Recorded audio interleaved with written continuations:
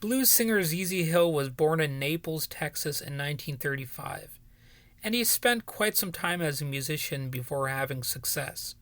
He had a hit on his hands with his recording of Cheating in the Next Room, written by George Jackson, in the year 1982, and ZZ Hill released a few successful albums during his lifetime.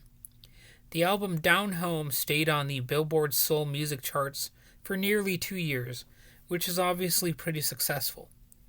Unfortunately, his career was relatively short lived. He died from health complications arising from a car crash in 1984. He was only 48 years old at the time.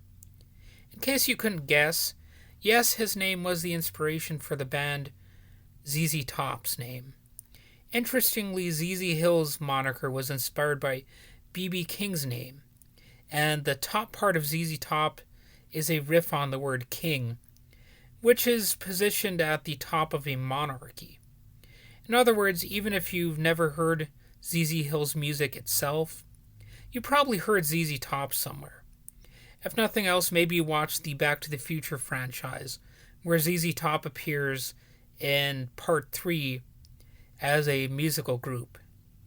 So basically, this is another example of a musician having unexpected connections to pop culture.